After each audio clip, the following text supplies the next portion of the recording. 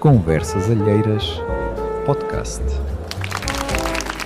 Olá, mais uma vez, José Pereira, fundador do Conselho de Consultor. Hoje tenho aqui ao meu lado o Sr. Luís, o Tascolo. Vamos começar uma coisa nova, que é na tasca falar sobre finanças, assim umas coisas pessoais. Hoje o nosso convidado vamos até falar sobre o novo livro dele e era por aí que íamos começar. Eu fui à apresentação do nosso convidado, que entretanto já a maior parte das pessoas não deve conhecer, portanto é um desconhecido. E vou começar pela mesma história que o João Miguel Tavares utilizou no lançamento do livro do nosso convidado na Feira do Livro em Lisboa. Segundo o que eu andei a pesquisar, atenção, pode não ser mesmo assim, é do David Foster Wallace. E são dois peixes jovens que cruzam-se com um peixe mais velhote e o peixe velhote questiona-os como é que eles acham que está a água. Eles continuam a conversa e mais à frente viram-se um para o outro e dizem o que é a água? E é um bocadinho sobre isso que hoje nós vamos falar, porque vivemos dentro de um sistema, dentro de ideias, dentro de estruturas e muitas vezes nem damos conta. Afinal, o que é o liberalismo? Como afeta o nosso dinheiro, os nossos impostos, as nossas decisões? Que água é essa? E o nosso convidado é o Carlos Guimarães Pinto. Obrigado, Carlos, por aceitar este nosso desafio. O Carlos estava aqui. Pelo convite. Tinha aqui muitas câmaras, que nem quando vai ao Porto Canal, nem Porto Canal tem tantas câmaras. Portanto, Carlos, és um deputado da nossa Assembleia, já é o terceiro mandato? Quer dizer, agora com estas coisas... Sim, fui eleito 3 vezes. Exato. Hoje em dia... Só sou deputado há 3 anos, mas já fui eleito 3 vezes, é verdade. Também és economista, portanto és consultor, estiveste em muitos países, aliás uma vez até cheguei a trocar mensagens quando eu fui ao Vietnã, aliás eu desafio o Luís, o que é que eu te disse para fazer sopa? Para fazer uma sopa qualquer vietnamita. Tu gostas de Epá, eu daqui a pouco lembro. Sim. Fogo. Exatamente. Ele disse, Epá, pá, isso não é bem esse... Se calhar um caldo verde. Aquela Como sopa de chouricinho. massa, portanto. Sim, mas eu também adorei, portanto. É ótimo, mas... Carlos, ajuda-nos um bocadinho aqui nisto de as pessoas muitas vezes não sabem o que é esta água e como a água nos afeta. No nosso dia-a-dia, pensamos que isto é tudo só socialismo e afinal, se calhar, não. Eu acho que essa metáfora é interessante, mas só reflete algumas componentes do liberalismo e não todas. Portanto, acho que é importante. Acho que a água será o liberalismo político, que nós nos habituamos a dar por garantido um conjunto de coisas que nós já nem pensamos no valor que elas têm, nomeadamente, sei lá, nos países desenvolvidos, temos eleições universais para todas as pessoas, temos separação de poderes, todas essas componentes, liberdade de associação, todas essas coisas que nós já temos há bastante tempo, em Portugal se calhar um bocadinho menos do que noutros países, mas genericamente os países têm isso há bastante tempo, que a certa altura podem deixar de dar valor por sentirem que é algo muito natural. E vê-se de vez em quando algumas tendências, nomeadamente em relação à liberdade de expressão, em relação à separação de poderes.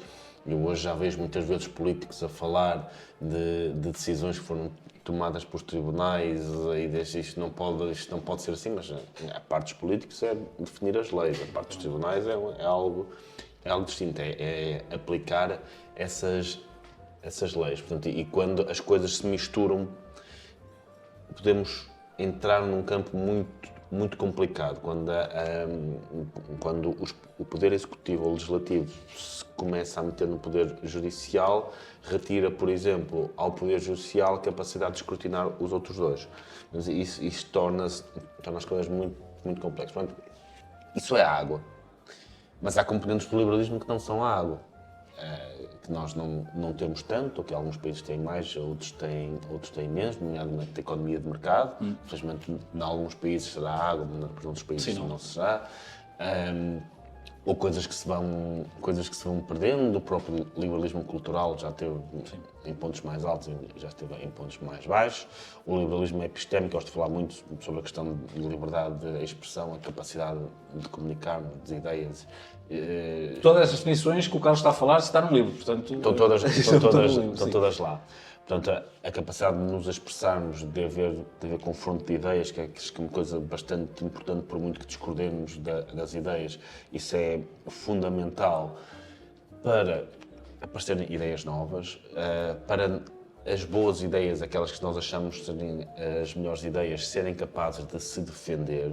E se há uma coisa que eu tenho alguma aversão, é aquela ideia de nós temos este conjunto de ideias que são perigosas, portanto temos de limitar as pessoas de expressarem estas ideias. Isto é super perigoso, porque se nós, por muito que achemos que a nossa ideia é a melhor, por muito consensual que seja, se nós nos inibimos de a defender pela base dos argumentos contra ideias más, a certa altura ficamos sem defesas. Sim.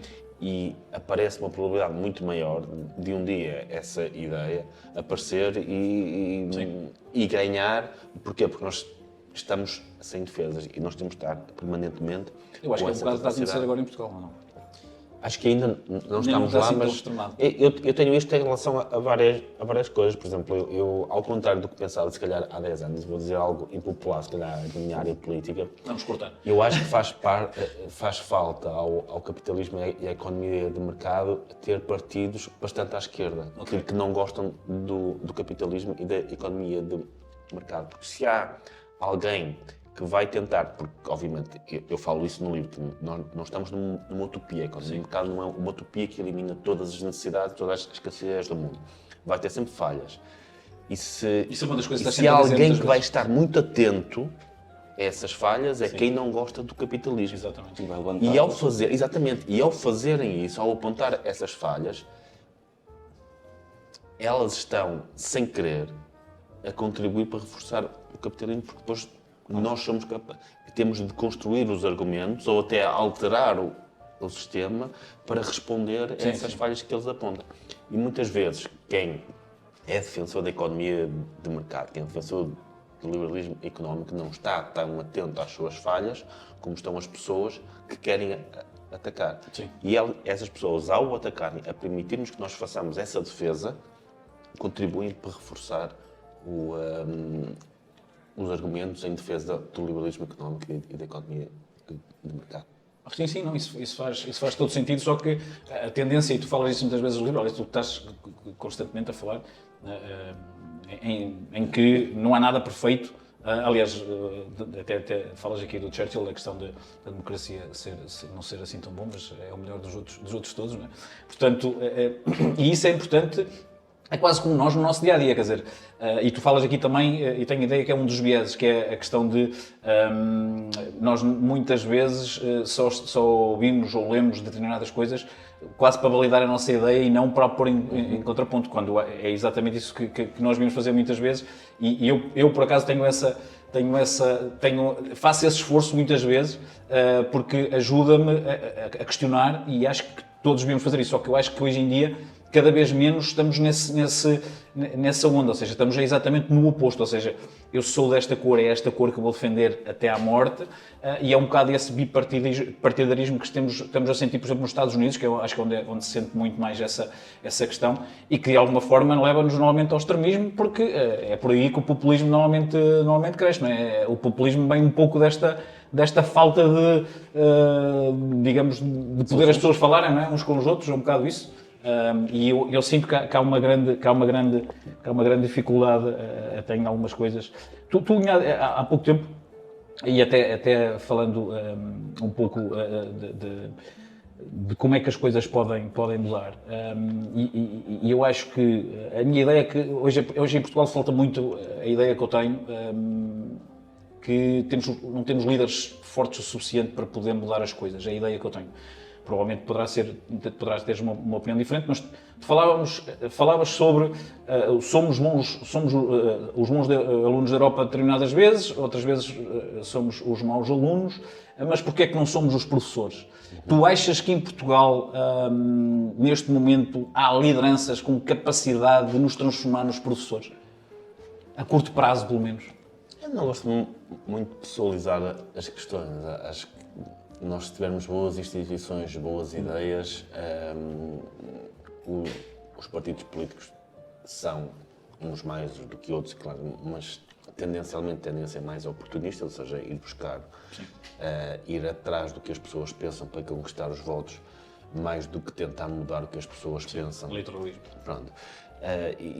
Há uma tendência quase evolucionista para isso, que é os partidos que se comportam assim, que mudam as suas ideias para ir atrás do que as pessoas pensam, obtêm mais votos, ficam mais fortes, têm mais poder, e os outros que não fazem isso podem estagnar, ficar mais pequenos. Portanto, há uma tendência quase evolucionista dentro do sistema partidário para que os partidos sejam assim. Obviamente, tenta-se combater isso.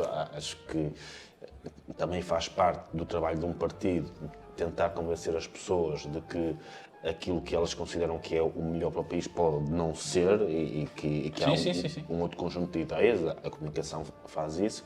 Mas pronto, existe tendencialmente os partidos tendem a ir por esse caminho.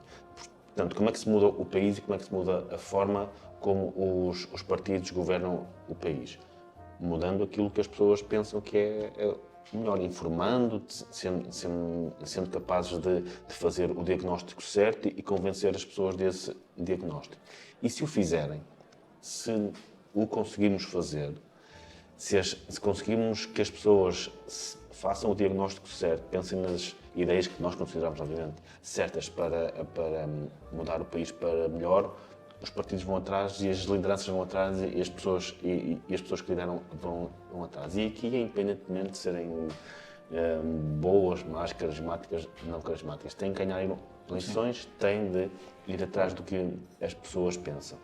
Por isso é que hoje, ainda mais do que se calhar há uns anos, acho que o trabalho de colunistas, de comentadores, de think tanks, é muito importante, muito mais importante do que as pessoas pensam. Acho mesmo.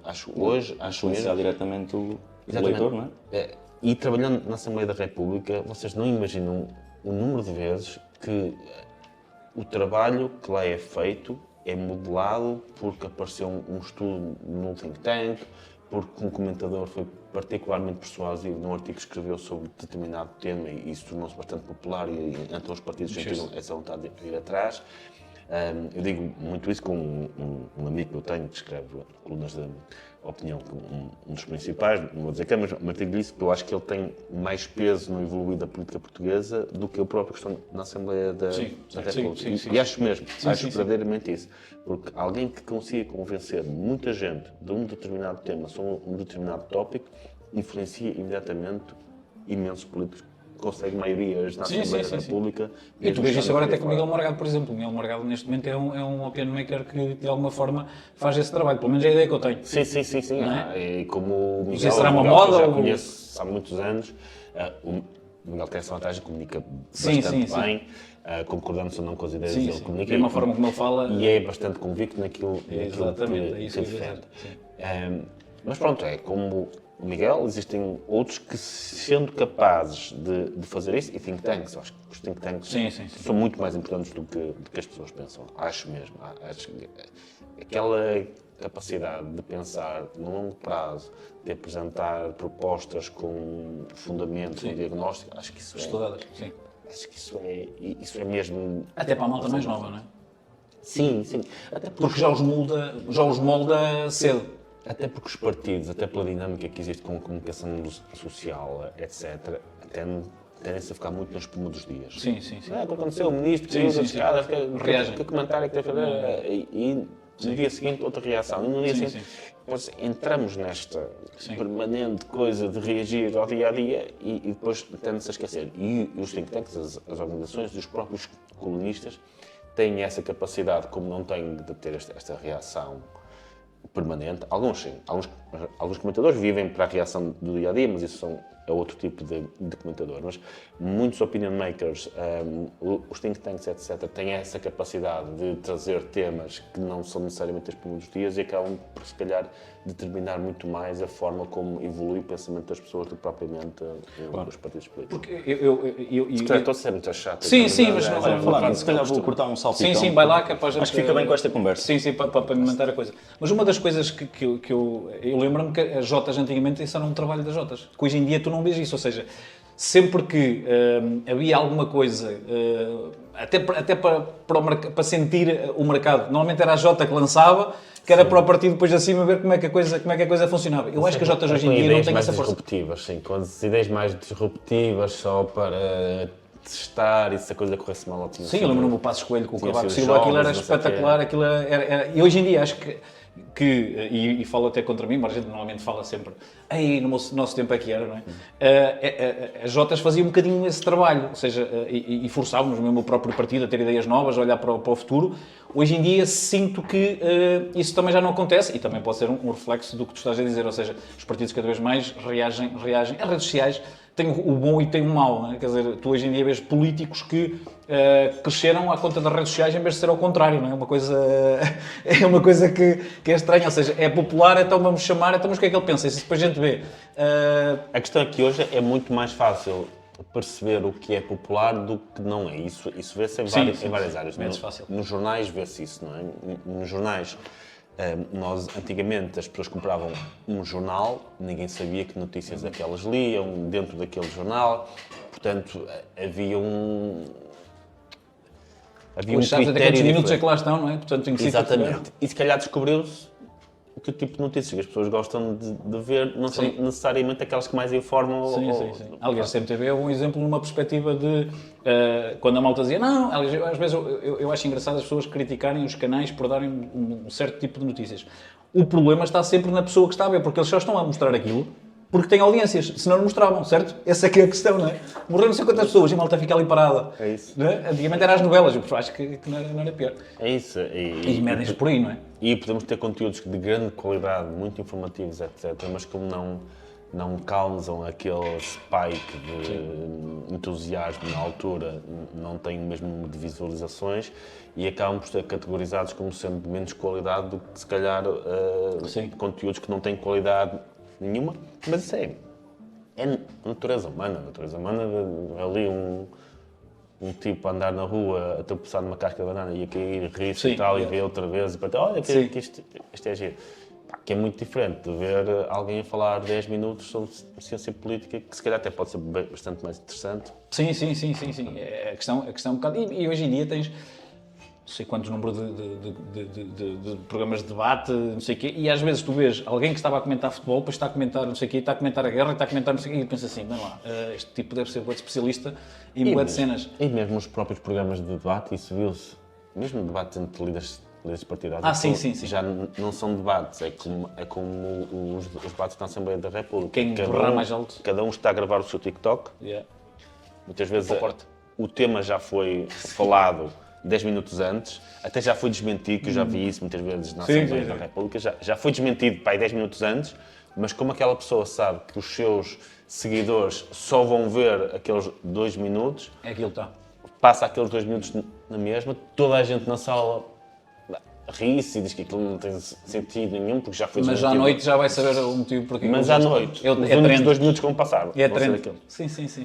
E isso vê-se. E a comunicação vê-se social aí bastante. também é como tu dizes, a comunicação social tem uma responsabilidade muito grande nisso, não é? Porque muitas vezes tu vês, ou seja, às vezes não é o próprio partido, é a própria comunicação social que pega em algo que até, de facto, se calhar foi o soundbite, e em vez de depois desmontar o soundbite, é tipo, ele disse não sei o quê, e é só aquilo que aparece e não vês a parte que estás a dizer que tinha sido desmentido 10 minutos antes, não é? Exato, e os incentivos estão todos virados ao contrário, porque a comunicação social também faz isso por um motivo, não é? Faz isso porque sabe que precisa de audiências e ao precisar de audiências tem que fazer esse tipo de coisas. E eu aí tenho e tenho tido esta discussão com muitas pessoas da comunicação social, que parece-me que estão a apanhar moedas na linha de comboio. Ou seja, vem aqui, olha, esta notícia, este título, não sei o que, estão a apanhar. E não percebem que no longo prazo vem o comboio atrás, Vais levar com ele. que os vai apanhar. Porquê? Porque a grande forma que a comunicação social se tem distinguido das redes sociais é na credibilidade. Sim. Assim, as pessoas sentirem que quando vão ali não vão ter sensacionalismo, vão encontrar validar, conteúdo de qualidade, etc.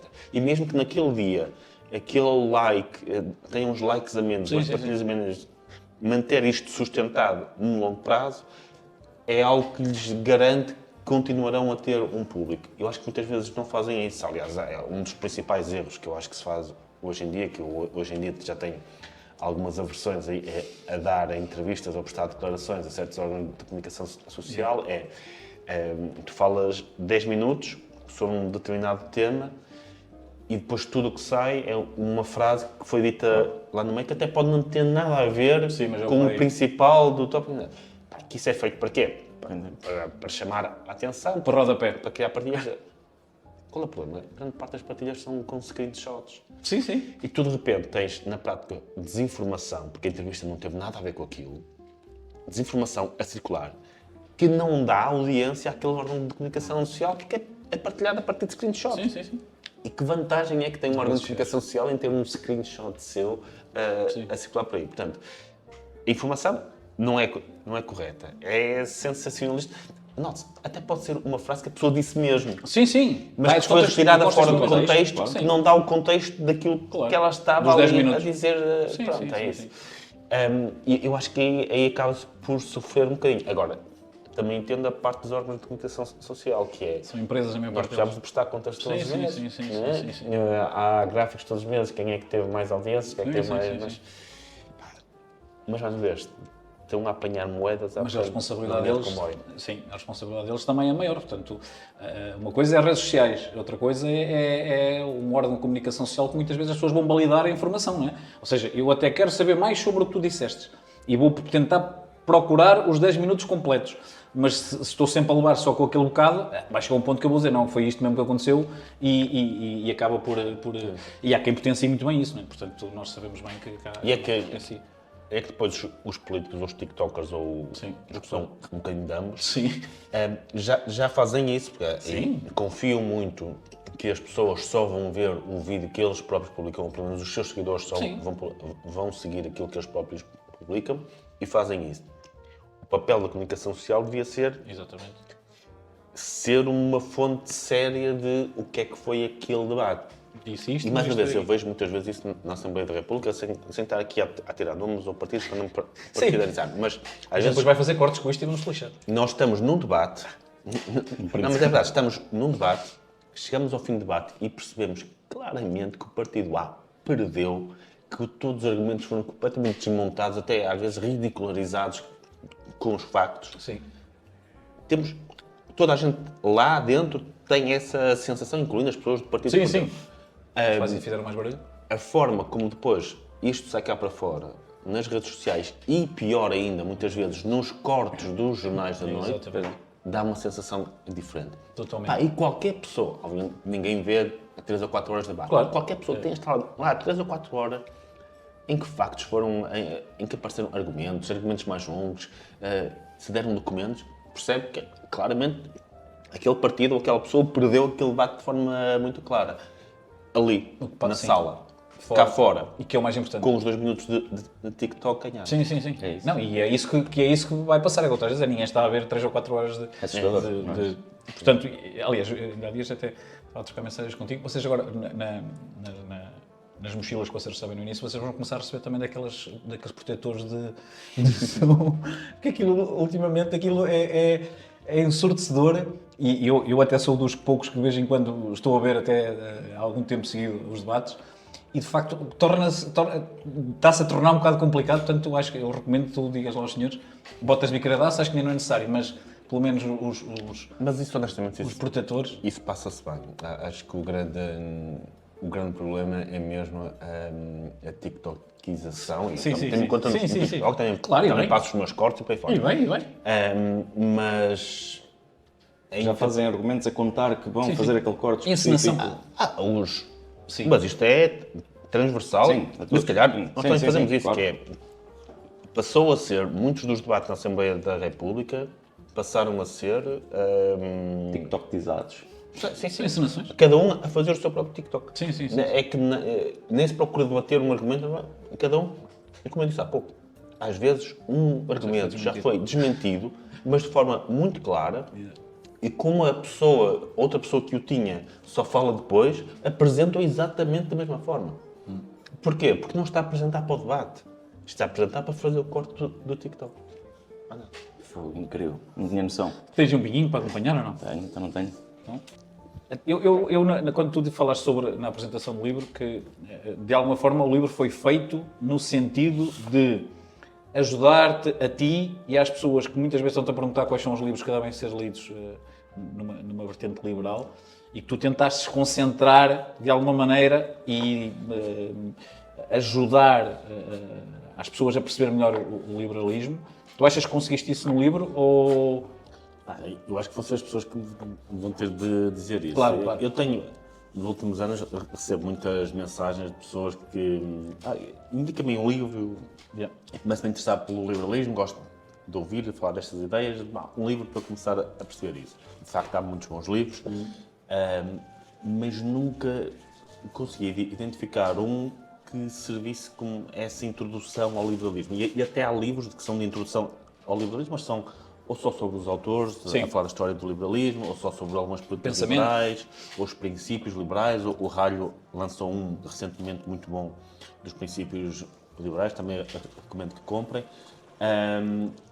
Mas depois não há um onde esteja tudo compactado. E quando a Porta Editora veio falar comigo, desafiou-me a fazer algo muito semelhante a isso. É isso, termino de fazer esse, até porque me ajuda a mim próprio a estruturar o meu próprio pensamento, porque nós vamos aprendendo umas coisas aqui, outras coisas lá, e de repente queremos ter algo mais coerente, e isso ajudou-me bastante. Eu, no princípio, pensei o livro para 3 capítulos, para 3 coisas diferentes, que eram os autores, que explicam um bocadinho a história do liberalismo, como é que o pensamento foi evoluindo, os princípios, quais são os princípios base, e depois as políticas que se aplicam, que se podem aplicar a temas correntes. E achei que faltava ali uma coisa que não é necessariamente sobre o liberalismo, mas que faz esta ponte entre os princípios e as políticas, que é, tu podes ter princípios teóricos muito bons, princípios teóricos que soam todos muito bem, mas depois passar disso às políticas nem sempre é fácil, porque as políticas são coisas muito concretas no mundo real. E por isso é que está aí o capítulo intermédio, que não é necessariamente, que podia estar, acho eu, num livro sobre outra ideologia qualquer, que é como é que a realidade funciona. Na prática, quais são as fronteiras da realidade que nos obrigam a aplicar estes princípios de uma forma mais realística e pragmática. E coloquei aí, por exemplo, os limites, as falhas de mercado, as falhas da aplicação, as falhas da atuação do governo. Por uma coisa é tu pensares as coisas, teoricamente isto funciona muito bem, mas depois na prática as pessoas têm falhas, a economia do mercado tem falhas, o processo, o próprio processo democrático tem falhas. Se nós pensarmos, a economia de mercado parte muitas vezes de um pressuposto que as pessoas são sempre racionais em relação àquilo que escolhem, etc. Eu explico que não é bem assim, que de facto as pessoas não têm de ser exatamente racionais a fazer as contas, o que é que as beneficia, o que não. O próprio processo democrático, para funcionar de forma absolutamente perfeita, as pessoas deveriam ler os programas eleitorais todos, fazer custos e benefícios, não sei o quê, e depois votar exatamente no partido que acham mais correto. Obviamente isso não acontece. Não, muito pelo contrário. Não sei quantas pessoas é que leem os programas eleitorais todos, e mesmo se houver alguns que os leem todos, são capazes de avaliar todos os temas que estão ali, qual é que será a melhor. Tens de ter conhecimento, não é? Ou seja, tanto de um lado, tanto da economia de mercado, como do lado das decisões governamentais, há falhas, há várias fricções que nós temos de ter em conta na altura de decidir as políticas. Sim, e a questão às vezes prende-se exatamente com isso, ou seja, o problema é que eu acho que em Portugal, só o facto de dizer que és liberal já é uma coisa... és liberal, até parece que às vezes estão-te a tentar ofender. Isso chegou-me a acontecer muitas vezes, pessoalmente quando eu era mais dedicado à política. E eu na altura, vou-te ser sincero, a determinada altura, antes de facto perceber o que era o liberalismo e como é que ele funcionava, eu às vezes até achava, aliás, o Passos Coelho muitas vezes acusava exatamente isso. E a minha questão às vezes é um bocado essa, a nossa cultura política dos portugueses eu acho que é baixa. Não sei se também tens essa sensação ou se é só... Ou seja... O que mais uma vez É normal, porque as pessoas têm mais com que se preocupar. Claro, sim, se vem um jogador para o Benfica, percebo. eles vão saber se ele finta para a esquerda ou para a direita, mas depois alguém que vai decidir sobre a sua vida durante não sei quanto tempo, o que eles fazem é limitarem-se ao amigo, ou o tipo no debate, ou o soundbite. E essa falta de cultura política, na minha opinião, deve-se também, e cada vez menos, deve-se também aos políticos, ou não? Achas que não? Ou seja,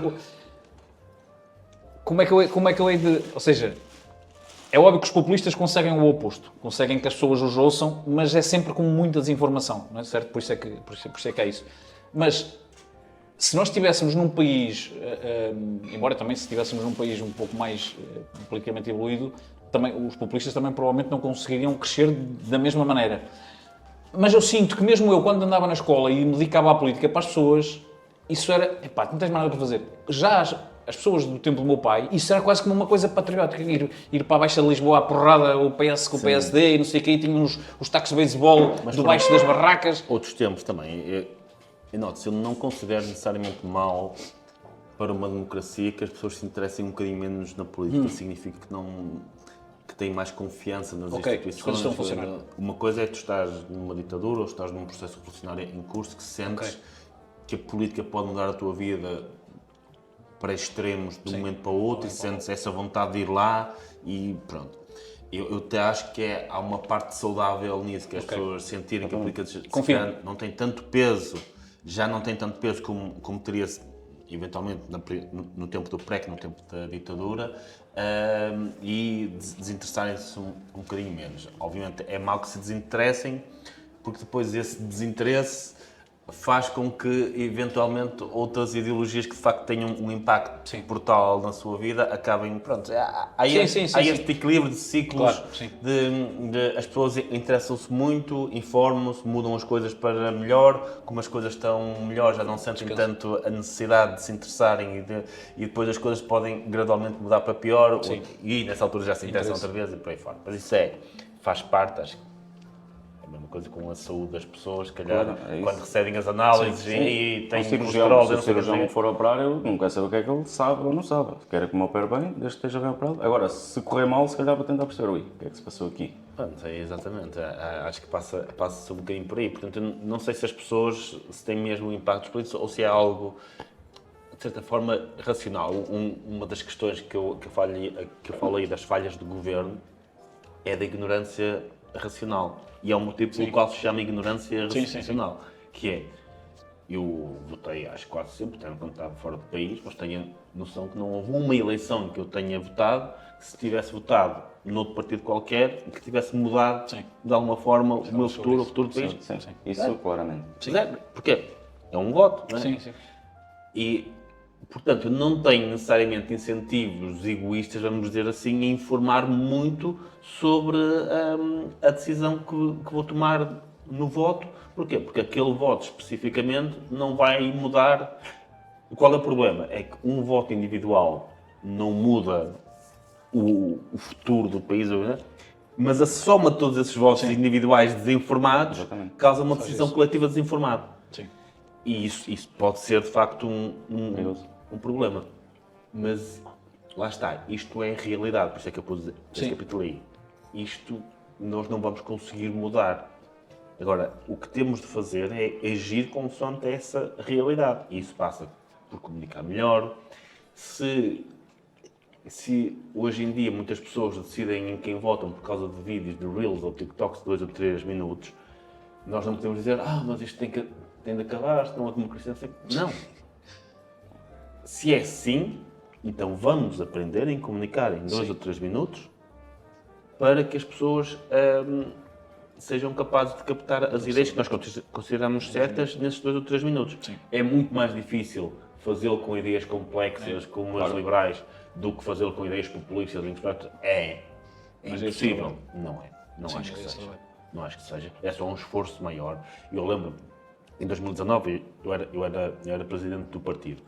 E nós estávamos na iniciativa liberal, eu era, que sou hoje, não, e se calhar ainda menos capacitado do que sou hoje, gaguejava, não tinha uma imagem necessariamente, E estava a competir com pessoas como o André Ventura, que já tinha todas as Sim. características que tem hoje, o Pedro Santana Lopes, que era um ex-primeiro-ministro, o Marinho Pinto tinha elegido 2 sim. eurodeputados uns tempos antes. Sim.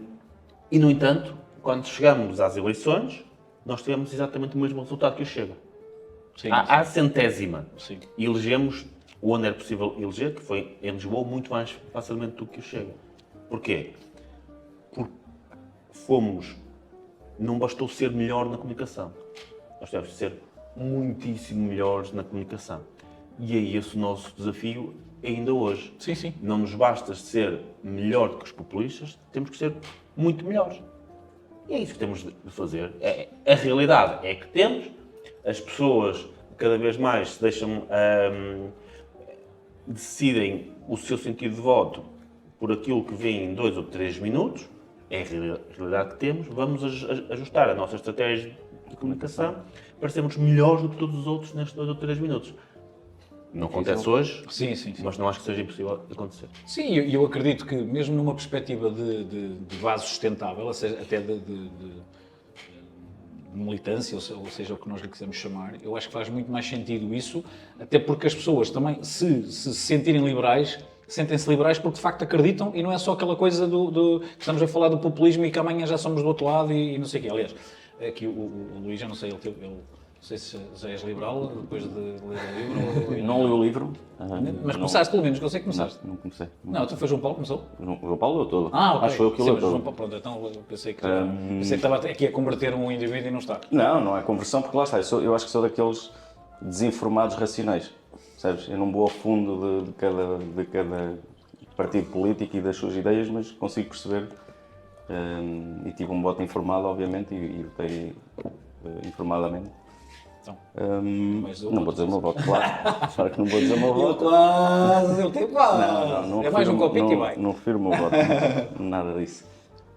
Mas sim, incluo-me num daqueles que o Carlos estava a dizer, de pessoas que são informadas, ou seja, politicamente não tão informadas, mas conscientes naquilo que estão a Mas votar. na tua mesa com os amigos, falam muito de política ou nem por isso? Fala-se muito de política, assim. Lá está, eu sou aquela pessoa que está um bocadinho fora porque eu dedico o meu tempo a outras coisas, não tanto à política.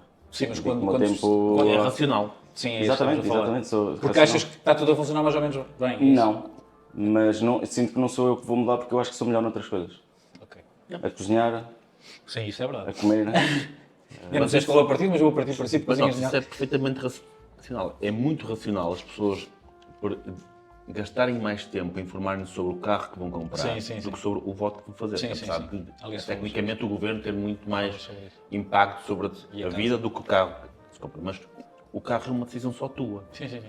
Portanto, se tu comprares o carro errado, é algo que te vai custar a ti próprio durante muito tempo e isso, em qualquer decisão que tu tomes em relação ao carro, essa decisão vai mesmo acontecer. Sim, sim, Qualquer decisão que tu tomes em relação ao teu sentido de voto, sim. Sim, pode sim. acontecer como É isso, não é pode isso. e depende pouco de ti. E não o é? exemplo que tu dás aqui da casa também aconteceu exatamente. Ele começou no Norte e acabou em Pois, Oliveira a eu comprar. no livro dou exemplo da casa. exatamente. Sim. Exatamente, Eu e tem a ver com a informação, mediste os custos, não sei o quê. custos, em portanto- vez de comprar um Sim, sim, T1 é no um Porto bocado isso. com a minha namorada a 250 mil euros, decidi comprar uma moradia a 2 km da casa dos meus pais, da minha terra.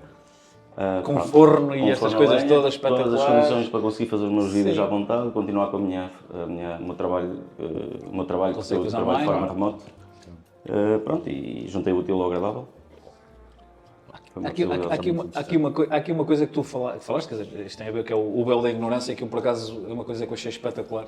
E nunca pensei desta maneira, mas isto faz todo sentido, principalmente aqui o exemplo que tu dás de, independentemente, nós a distribuirmos a riqueza imagino, pelo país, eu podia distribuir, mas eu não sabia se eu ia estar no grupo dos ricos, dos pobres. E isso faz-nos, de facto, pensar de uma forma... Às vezes a gente, tens que estar nos sapatos dos outros para perceberes o que é que eles estão a sentir. E aqui, de facto, eu poder decidir a distribuição nestes grupos, mas sem saber em que grupo é que estou, é uma coisa que eu acho que a maior parte de quem nos governa, vamos assim dizer, acho que às vezes não faz este exercício, ou achas que não? É o eleitoralismo que falas aqui também no livro, que muitas vezes, ou cada vez mais guia as pessoas no que vai pôr em prática. O Rawls é um dos autores mais, digamos, simplificando mais à esquerda do liberalismo, então, um liberalismo mais social, digamos assim, mas que tem esse exercício que quanto a mim é muito interessante para tu pensares exatamente no tipo de sociedade que tu desenharias. Exatamente. E esse tipo de... Ele propõe esse exercício muito interessante, que é, se tu não tivesses nascido ainda, se estivesse de algum lado a decidir como é que a sociedade se organizaria, sem saberes em que lugar da sociedade é que tu ias estar.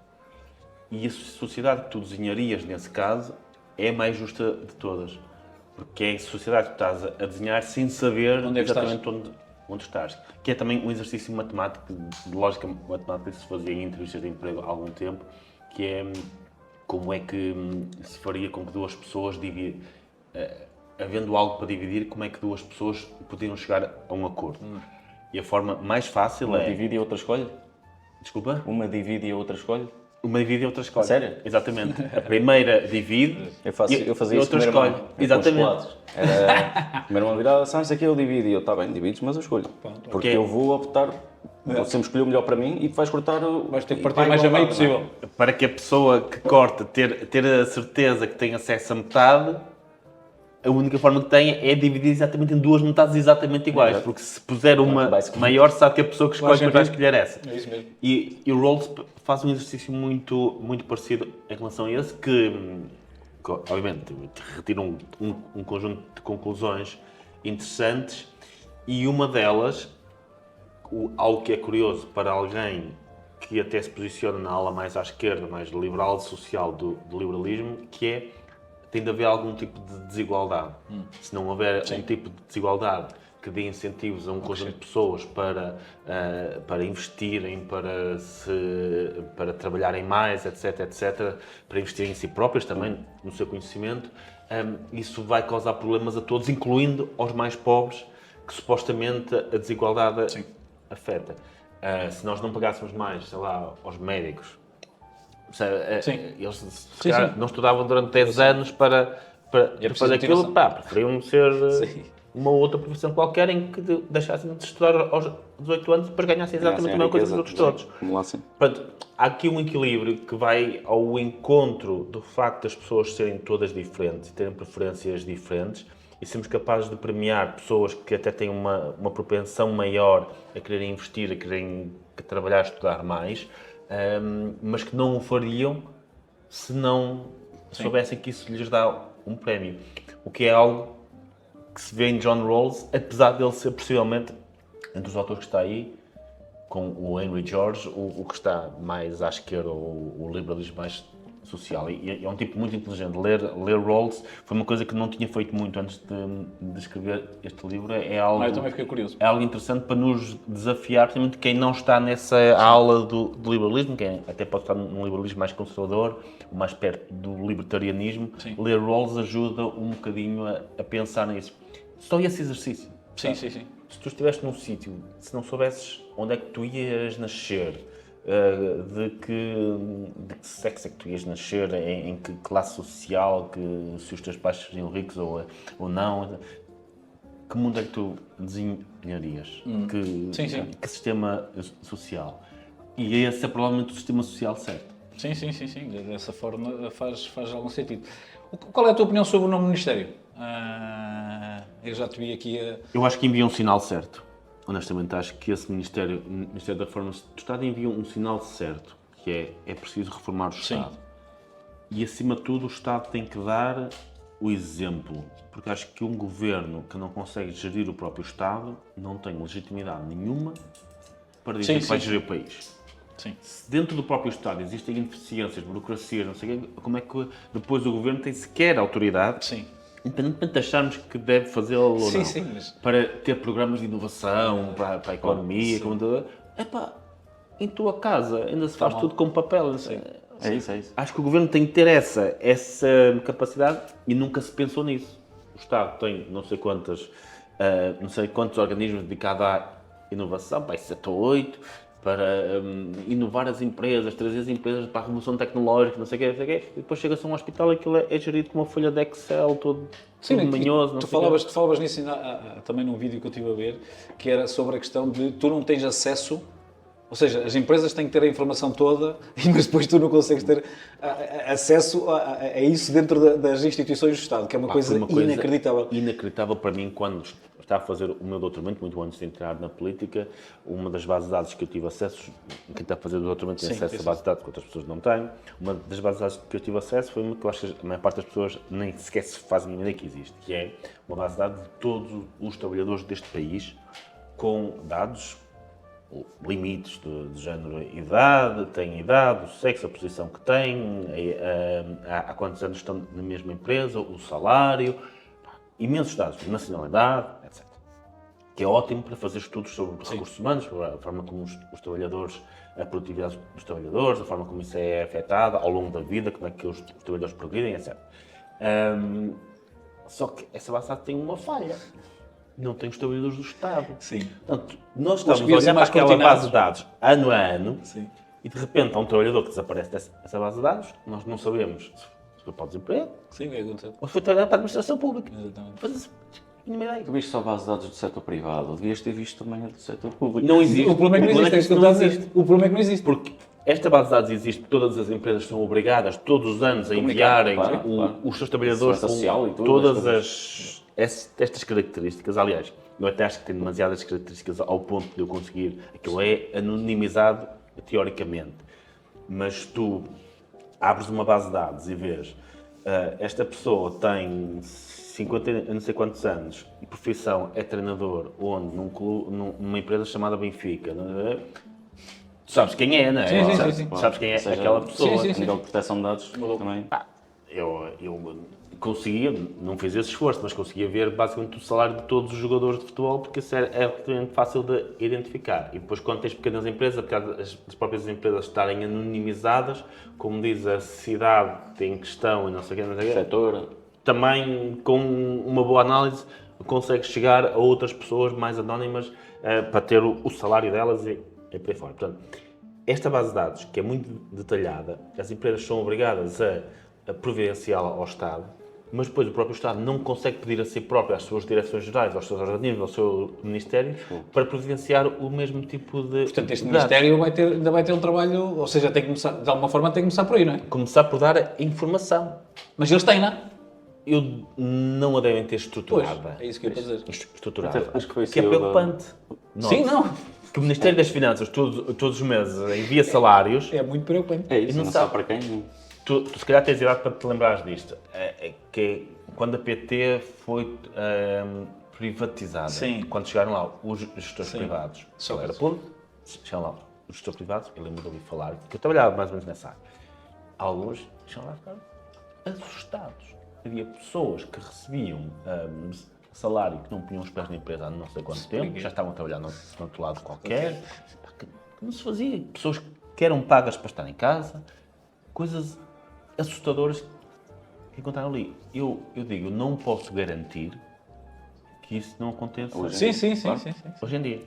Acho que até foi, Não és a pessoa que recebe um cheque todos os dias do Ministério É isso. das Finanças que nem até sabe foi o onde CEO está. da Sword Health que se ofereceu para tentar Sim, mas dar uma ajuda nessa parte. Sim, não foi aceito. Ou... Não, isso era Acho para o que INEM, dentro- não era? Houve dois Isso era casos o INEM. interessantes. Desistiram. A Sword Health que tentou informatizar um sistema, Ou ajudar, introduzir pelo menos. inteligência artificial, pensou, Exatamente. e chegou lá, viu como é que aquilo funcionava e desistiu. E no governo anterior foi criado uma espécie de um CEO para os sistemas informáticos do Estado, que é até um amigo meu que desistiu. Sim. Esteve lá 3 a 4 meses. Tal complexidade, falta de informação. Portanto, esse Ministério ainda faz mais sentido. Não, é o que é. Mas vai. Mas o desafio é grande, não é? Mas é um desafio grande. Até com os colegas. Sim, até com os próprios colegas. Ou os colegas é o maior desafio. Porque aquilo depois pode criar. Obviamente as pessoas estão habituadas a uma certa forma de fazer as coisas, muitos destes Isso, cargos muitos podem anos, ter sido de criados uma forma. também para encostar aquele Sim, ou outro, não é? sim, Pá. sim. E de repente chega-se lá e diz: olha, estes cargos não estão aqui a fazer nada, temos que os eliminar. Mas este é o da conselhia lá no Sim, quanto, sim, não sei sim, quanto, sim, e sim. o que é que ele vai fazer agora? Sim, sim. Isso vai ser um Trabalhar. desafio, vai ser um grande desafio quanto a mim. Porque eu, por acaso, não conheço muito bem quem foi convidado para o Ministério, parte do princípio que seja alguém da confiança de Montenegro, ou então também se não for, vai ser muito complicado, porque é um ministro que precisa de muita força política, certo? Eu tenho algum respeito pelo Gonçalo, foi o Gonçalo Matias, que já fez assessoria à presidência, por exemplo. Sim, eu vi um pouco sobre o trabalho, mas não tem tenho... um currículo, acho, como académico, razoavelmente bom. Não sei como é que ele é em cargos executivos. Ele esteve agora 2 anos na Fundação Francisco Manuel dos Santos. A única coisa que eu não gostei daquilo foi terem destruído o Port Data, basicamente. Sim, não, isso é inacreditável. Mas quero acreditar que não tenha tido nada a ver com ele, essas questões. Mas, no entanto, tem 2 secretários de Estado que eu tenho alguma confiança, que vieram do setor, que têm experiência em digitalização. Okay. Não sei se ele próprio tem essas capacidades executivas, pode ser que consiga prová-las no trabalho, mas os 2 secretários de Estado sei que têm um CV executivo. Portanto, acho que vamos ter fé. Temos de dar pelo menos a hipótese. Sim, que aquilo exatamente, pode faz sentido. funcionar. E o sinal é bom, é como tu dizes. Sim, claro. Posso? Força, sim, por favor. Pá, O sinal... Sim. A minha pergunta aqui para o Carlos era como é que um liberal vê a preservação de tradições locais, sejam elas de pequenas tascas, restaurantes familiares, geridos por famílias há 30, 40 anos, com comida tradicional portuguesa, se de alguma forma deve ser o Estado a tentar proteger este tipo de tradições ou se a iniciativa privada consegue, de certa forma, salvaguardar esta identidade cultural? Não é? Há aqui nuances específicas. Eu acho que um dos papéis do Estado é preservar o nosso património cultural. Acho mesmo. Acho que um dos papéis do Estado deve ser preservar castelos, monumentos, incluído também, não? Castelos, monumentos. Acho que o gastronómico tem algo particular, que é, se nós damos essa amplitude, ou seja, de repente o Estado pode decidir que lojas ou que restaurantes é que são tradicionais e que não são, de repente damos espaço, enquanto que um monumento é algo mais claro, mais objetivo, damos espaço para que de repente o Presidente da Câmara possa ajudar aquele restaurante que é amigo, o outro que não é, e aí tenho algumas dúvidas em relação a isso. Anos de abertura, mas se calhar depois ia dar ênfase também a... Dá sempre algumas coisas. Eu acho que aí tem que se basear mesmo na qualidade. Eu já estou, acho que posso dizer, as câmaras estiveram desligadas durante este tempo, mas já vou na segunda bifana. Portanto, claramente é uma coisa que tem qualidade. E, portanto, é algo que tem qualidade, que oferece algum tipo de qualidade e que a preservação resulta do facto das pessoas quererem que aquilo fique preservado porque gostam. Claro. Gostam daquilo. E acho que muitas vezes o próprio turismo, apesar da massificação por vezes trazer um outro tipo de problemas e fazer com que depois a comida seja igual em todo o lado e as pessoas vão aos mesmos restaurantes em todo lado, também traz isso, que as pessoas também querem ir a um sítio experimentar o que é típico daí. Eu acho que isto, quando estamos a falar deste tipo de tradições, pode haver casos extremos em que não seja comercialmente rentável e que vale a pena conservar pela questão do património cultural, mas acho isso muito difícil de acontecer, principalmente naquilo que é bom. Naquilo que é bom, tem clientes, tem pessoas que vão e meter o Estado nisso pode fazer com que se preserve as coisas erradas ou que se abra espaço para favorecimentos e cunhas. Ou seja, por exemplo, assim, que não se permita o próprio desenvolvimento das coisas. Eu vejo isso muito na questão das lojas históricas. Que eu acho que, efetivamente, tu pensas numa livraria muito popular, tem uma arquitetura fantástica, acho que aí pode valer a pena preservar aquele património, mas depois também vejo, o mundo desenvolve-se. Se calhar ter uma loja de chapéus no centro de Lisboa, pode ser uma coisa muito bonita de se ver de fora. Mas as pessoas não querem usar aquilo, ninguém compra aquilo, já ninguém compra uma loja de ferraduras para cavalos. Se calhar, a certa altura, o centro de Lisboa esteve cheio de lojas para ferraduras de cavalos. Eram lojas históricas, possivelmente. Pareciam muito bonitas, se calhar. Já não faz sentido tê-las ali, não é? Ou seja, ter algum tipo de incentivo, não digo fiscal, ou algum benefício de renda, poderia não ser... Ou seja, teríamos aqui a colocar o Estado... Em casos extremos, acho que isso se pode justificar com coisas muito específicas, mas tenho muito medo de criar uma regra recorrente para isso, ou dar esse tipo de amplitude, que depois vai só causar favorecimentos e coisas dessas. Exatamente. Compre. Está muito bom. Vocês não viram, mas é a segunda que eu estou a comer. Está muito bem. Não fica surpreendido se virem ainda uma grande, Sim, que eles só comeram uma. Vais ter que ir correr uns quilómetros, quando seja. Ok. Por exemplo, num país com tanta tradição à mesa como a nossa, o que é que achas que falta para transformarmos isto num verdadeiro ativo económico, como fez, por exemplo, a Itália, a Espanha? Ou achas que já é? Acho que em parte já é. Diretamente da comida mais tradicional, não tanto de não sei, de alguns... Turismo. Sim, de turismo. Restaurantes mais virados para turistas. Eu aí sou muito da ideia que se as coisas forem boas e forem comercializáveis, não é preciso o Estado estar... É o mercado a funcionar. Eu lembro, por exemplo, do Álvaro Santos Pereira, há muitos anos, há 10 anos, o Ministro da Economia ter dito o pastel de nata, nós temos que vender pastel de nata, e toda a gente ridicularizou por causa disso. Sim, literalmente. Ridicularizou e depois o Estado não teve nenhum papel nisso. A verdade é que o pastel de nata tem uma qualidade intrínseca e começou-se a vender em todo o lado. Eu lembro que até no Dubai, há muitos anos, muito antes de chegarem outras coisas portuguesas, já havia uma barraquinha só a vender pastéis de nata. Tem qualidade. A pizza é um produto comercial por excelência, não é? Porque é facilmente replicável de país para país, portanto, comercializa-se relativamente bem. Há outros pratos que não são tão fáceis de comercializar, não são tão fáceis de entrar. Eu, por exemplo, adoro francesinhas, sou um enorme fã. Sim, mas não é fácil de replicar. Mas eu entendo... Em Gaia tens boas, muito boas. Excelentes. Eu sou um grande fã de... Somos todos os três aqui. Grande fã. Mas percebo que é difícil de replicar fora do país, porque Completamente os ingredientes. não é uma coisa que se faça tão bem numa barraquinha. Sim. Acho que isso já as bifadas, por exemplo, acho que é bastante possível. É, exatamente. Aliás, tenho um amigo que lhe mando um grande abraço daqui que vai abrir barracas de bifanas nos Estados Unidos. Está a lançar um projeto agora. Temos player. Internacional. Isso começa da sua própria iniciativa. Vai lá, vai fazer isso, porque viu nisso um produto comercializável que é tradicional português e é bom. E vai fazer, tem imenso sucesso. E a cultura lá? Várias formas de fast food, que, por exemplo, vários países conseguiram transformar a comida tradicional deles em fast food. A pizza, os hambúrgueres nos Estados Unidos, agora nós, Portugal, lá está. A francinha é muito difícil, a bifana, se calhar, é aquilo que mais se assemelha. É bastante fácil, que tem uma panela ali, pão e não sei o que, É uma espécie de kebab, quase, não é? Sim, exatamente. Tivemos o exemplo dos kebabs. Sim. Se calhar a francinha não podemos esperar que seja tão fácil de fazê-lo, ou outras coisas como cozida portuguesa também é mais difícil de para replicar. estás numa barraca a fazer isso não é fácil. E mesmo num restaurante, replicar todas aquelas características é mais complicado. Enquanto com a pizza, não é? O conceito em si, não é?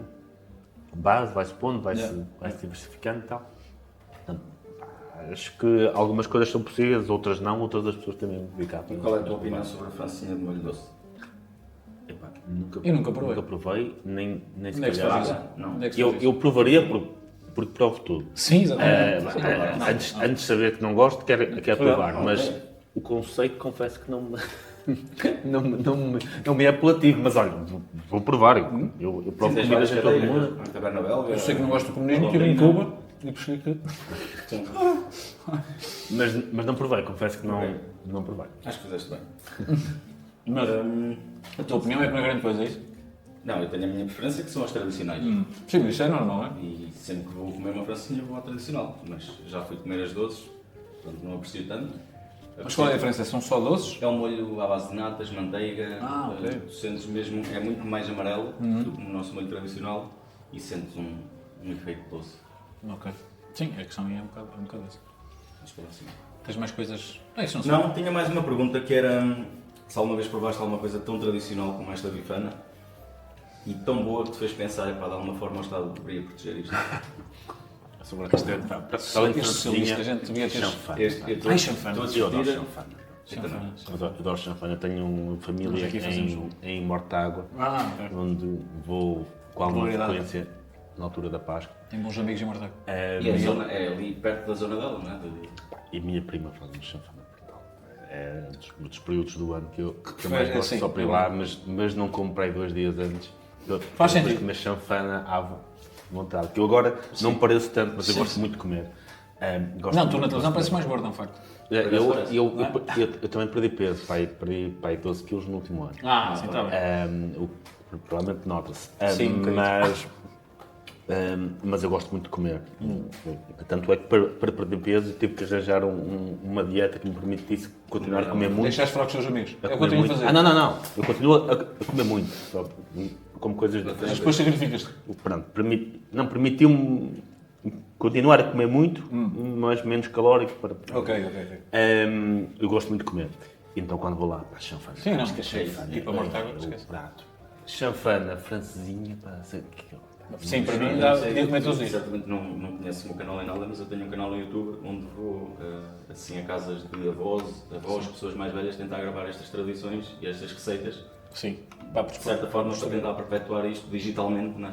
A minha prima E faz manter. a prima que é Se tiveres alguém que prima faça a da chanfana, minha mãe. eu tenho todo o gosto de fazer lá um comentário. É pá, se calhar não falamos disso, aquilo é delicioso, pá. É uma coisa inacreditável. Eu não sou muito não é fã, chanfana. quando é bem feita. Eles fazem lampantana, Sim, é diferente. Lantantana? Sim, é diferente. que é de ovelha. Portanto, Ok, de ok, ovelha sim, é- sim. Mas tem que ser ali uma ovelha específica. Epá, e tu tens de saber fazer muito bem aquilo. Sim, sim, porque sim. Se não Que a souberes, carne é aquilo diferente. depois Sim. tem um Sim, cheiro sim. forte. Yeah, não sei o yeah. quê. Ela faz aquilo. É absolutamente Portanto, divino. Tem que ser aquelas de barro preto, não é? Aquelas travessas de barro preto. Uma forno a coisa lenha. enorme, uma coisa enorme, depois tira lá aquele molho, Sim, pá, sim. uma coisa sei. deliciosa. Tenho, por acaso, também Não há tenho uma amiga restaurante de na luxo, não há Não há. um único restaurante de luxo por Consigo muito que se replicar. pague. Sim. Consigo replicar. Vais para lá fazer aquelas cenas, não dá para fazer. Não. É que eu vou lá, aprendo, gravo e depois faço aqui. Sim, sim. Pá, se calhar na Tens que próxima apanhar a Páscoa, ovelha. isso Sim, é que era, sim, pá, tá, tens que ir lá na fica Páscoa, combinado. beijar o Sim, menino, sim, beijar exatamente. beijar o Tens que menino, estar beijar- na manhã a seguir à missa nos passos. Eu até sou agnóstico, mas gosto destas Ah, eu coisas. também, Acho também. piada aquilo, Sim, pá. sim, sim. acho Aliás, piada- o meu filho ainda. Eu deixo fazer parte dessas coisas, até por uma questão de. Na cabeça deles, do não bom e faz do mal mal. no início. Sim, é mais coisa. Depois, Acho à isso frente ele piada. lá percebeu o que é que ele quer Eles ser. virem lá, está toda a gente na sala, Olha lá. tudo cheio Sim, de sim. comida. Acho que Levarem os ouvir-se as envelopes, campainhas ao sim, longe, sim, os sim, foguetes. pá, sim, acho sim. que- E acho que é isto que podemos perder muito se não, de certa forma, não arquivarmos e não preservarmos estas tradições, não é? Mas as pessoas mantêm porque gostam daquilo. É isso que eu ia fazer. Aliás, este ano quando eu estive lá, estava lá que ainda é meu primo, pai, mas já em 5º grau, que nunca gostou de religião.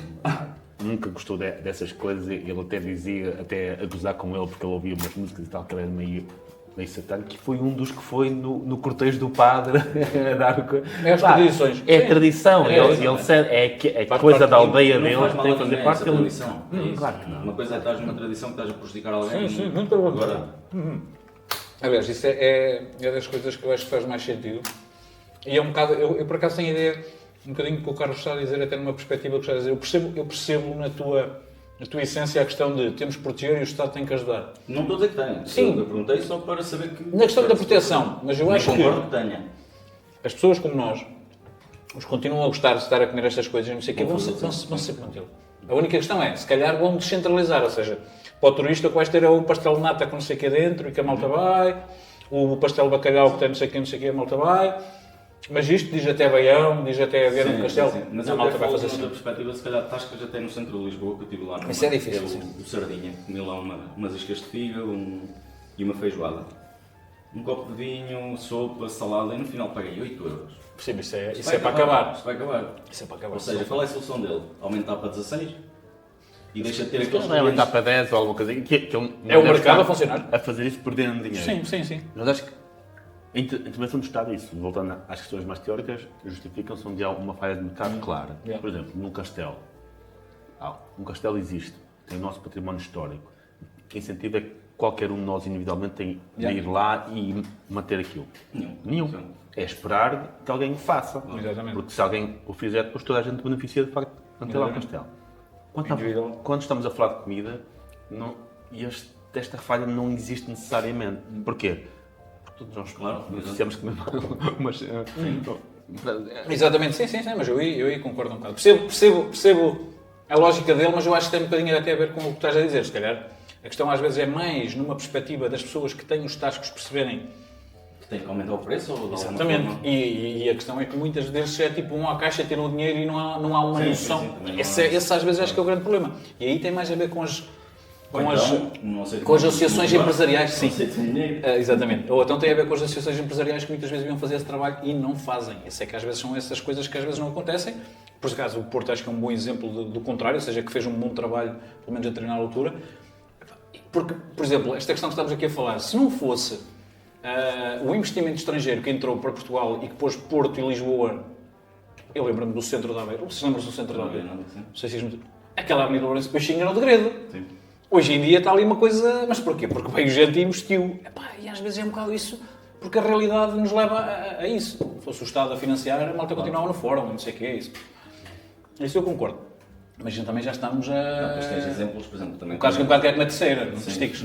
Não podes terminar. Temos de terminar isto. exemplos da comida tradicional portuguesa, bem feita e com cara, não é? Vais, por exemplo, ali ao gajo em 33 a Braga, vais lá, se calhar pagas 40, 50 euros. Mas aí não é só a comida, é o conceito e a vivência, percebes? É como o Oxalá, não é? A malta já não vai lá só pela comida, vai por todo o espetáculo que é ali criado. Mas a comida tradicional é boa. Sim, mas era isso, essas perguntinhas só para levantar tópicos. Eu só queria entalar aqui o Carlos numa parte que é o que é que parece estas ideias da Maria Luísa Albuquerque? A questão do PPR e da questão de agora as pessoas começarem elas próprias a poupar, partindo do princípio que não a entidade patronal que vai pagar, porque essa parte ainda não percebi, não sei se já percebeste. Eu confesso que não vi as ideias da Maria Luísa, porque... Sim, ela vai um bocadinho na vertente liberal, na vertente liberal dos funcionários poderem escolher uma parte do seu salário, uma parte dos seus descontos para escolherem a sua poupança. Sim, Só ainda não sabemos se é a entidade é mais um custo para a entidade patronal ou se é uma parte do que já acontece. E a questão do PPR, que não funciona muito bem, o PPR europeu, que já anda a ser falado há muito tempo, embora os PPRs em Portugal também não são muito bem... Eu acho que lá está, tem a ver com o conhecimento e como o próprio Estado comunica ao PPR, porque para mim o PPR, bem trabalhado, é um produto espetacular. E quem não sabe, vai ao Conselho de Consultor e tem lá mais informação. A questão é um bocado esta. Tu achas que este é o caminho certo, até pela questão da nossa segurança social e desta coisa que nós temos? Eu acho que não há fórmulas mágicas para a segurança social. Sim, porquê? Estamos de acordo. Porque neste momento já existe um conjunto de obrigações para... Burras. Não vou beber mais, porque ainda tenho... Sim, ainda vou ter que ir para o conduzir. Porto, Não, São João. Não. Ainda estou... Trouxeste? Estou perto. Fiz isto para garantir que estava abaixo de 0,5. O senhor guarda. Sim, se guarda ele também quando for ver isto já estás em casa. Não posso beber mais. Em casa ou na CMTV, a dizer Carlos Guimarães Pois, teve um acidente. exatamente. Nós hoje, o senhor guarda em ser jornalista só vi o suficiente para ter menos 0,5. Exatamente. O que é que eu ia dizer? Sim, já existem um conjunto de obrigações da segurança social, portanto, não vale a pena virmos dizer não, mas temos de tirar, reduzir os atuais descontos e as pessoas pegam nessa parte e põem numa conta de poupança individual. Tudo bem, nós até podíamos acabar com a TSU completamente. Sim. Continuaríamos a ter de pagar as reformas das pessoas que já descontaram. Até se pode ajustar, portanto, as mais altas e tal, para se pagar um pouco menos se o sistema estiver em falha, não é? Mas vai ser de pagar. Sim, até porque estamos a falar de pessoas que já não têm hipótese de voltar atrás, que trabalharam a vida toda com um conjunto de pressupostos e que nós agora não podemos chegar aos 70 anos e dizer-lhes olha, é verdade que nós andamos aqui a dizer que este sistema iria vigorar, mas agora tens 70 anos, olha, volta até 30 e vai lá descontar outra vez. Não se pode fazer isso. Portanto, nós vamos ter de pagar as obrigações que existem. Se é através do TSU, se vai ser depois através do IRS ou através de outro imposto, é o que é tirar de um lado para meter do outro. Se eu recomendo às pessoas, todos os meses, podendo, fazerem um PPR, ou que não seja um PPR, investir. Colocarem num investimento delas, recomendo vivamente. Isso, até acho que deveria haver aquilo que existe para os PPRs atuais, deveria existir para contas, poupanças e investimento, em que se fosse a própria pessoa a decidir onde é que quer investir. Acho que isso era importante. E uma mensagem muito importante para se enviar às pessoas, que é vocês precisam mesmo de poupar para a vossa reforma para não terem um declínio rápido do vosso rendimento quando se reforma, porque isso vai acontecer. Hoje em dia está previsto que qualquer pessoa que tenha 30 ou 40 anos hoje, que quando se reformar vai ter à volta de 40%, um pouco mais de 40% do seu último salário. Mas o crédito de habitação ainda está a pagar porque muitos deles têm até aos 80 anos. Como é que se mete? Vão ter que continuar a pagar. Como é que se vendiam as raspadinhas? Mas isso para não beber vinho. Porquê que eu...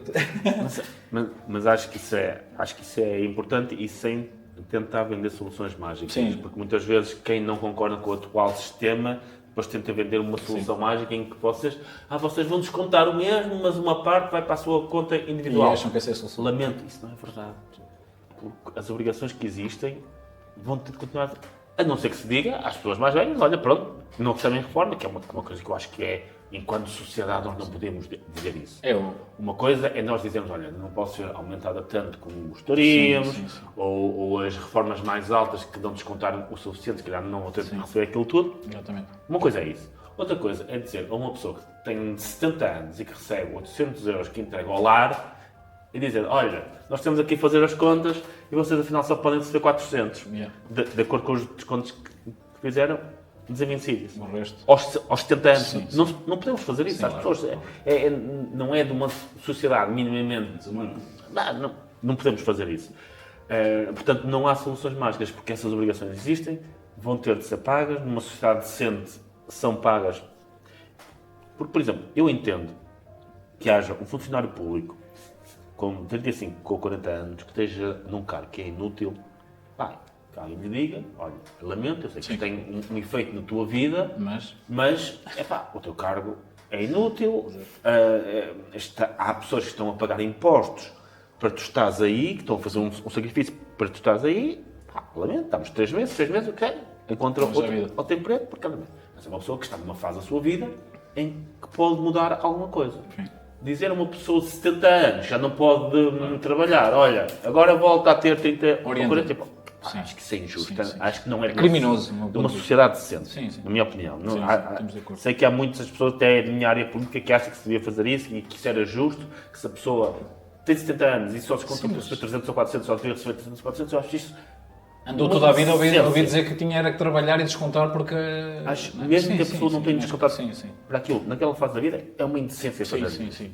E eu estou a falar à vontade, Sim. o meu pai vai fazer 70 anos este ano, mas não não é pela questão pessoal ter alguém, é mesmo. Sim. Já dizia isto nos tempos da prova. Sim, concordo plenamente. Olha, para terminarmos, e até para perceber aqui um bocado, qual era o capítulo que tu recomendavas aos teus colegas da Assembleia da República a decorar e a ter de cabeça do teu livro? Se tivesses o poder de meter-lhes na cabeça isso e eles a entrar tinham de dizer todos de cor, tipo antigamente na catequese tens de saber o Pai não sabe a Maria. É muito difícil porque eles complementam-se todos. Sim, isso faz parte, é verdade. Eu diria que talvez o segundo dos princípios vai buscar os princípios aos autores e depois são os mesmos princípios que depois são aplicados para as políticas. E que muitos já fazem parte, não é? No entanto, acho que sem depois o choque da realidade é impossível aplicar os princípios por si próprios. Aliás, há muitos liberais mais académicos que depois ficam ali nos princípios e só aplicam os princípios teóricos, não sei, isto teoricamente é assim, mas na prática aquilo não funciona. Portanto, se tivesse de ser só era os princípios. Se os princípios são suficientes, não são, porque a realidade não é perfeita. E nós temos de ter em conta a realidade. Bom, uma coisa que eu falo no livro, no último capítulo, são os custos de ajustamento. Sim. Que nós podemos achar, nós temos o melhor sistema de saúde, nós desenhamos um sistema de saúde que está aqui, mas o nosso está aqui. Sim. E agora, se calhar fazer este caminho daqui para ali vai criar tantos custos que não vale a pena implementá-lo, porque o benefício de estar ali não compensa os custos que vai ter. Se calhar vamos ter que encontrar uma coisa aqui em que os custos de ajustamento sejam mais baixos. Portanto, sem voltar-me à pergunta, o segundo, mas definitivamente não é suficiente. Aliás, eu digo isso no livro que se calhar o único que alguém que pode querer passar, apesar de quanto a mim ser importante e giro, é o dos autores, porque depois tudo o resto dos autores está mais à frente. Mas seria talvez o segundo. Boa. Quero-vos agradecer a todos. Obrigado ao Carlos. Obrigado aqui ao teu escola por nos ter recebido. Obrigado pelas duas bifanas, estavam ótimas. Impecável. Estavam ótimas. E nós vamos ficar aqui na discussão normal, que é ver quem é que é mais liberal que tu, que é uma cena dos liberais. Um abraço. Obrigado. Conversas Alheiras Podcast.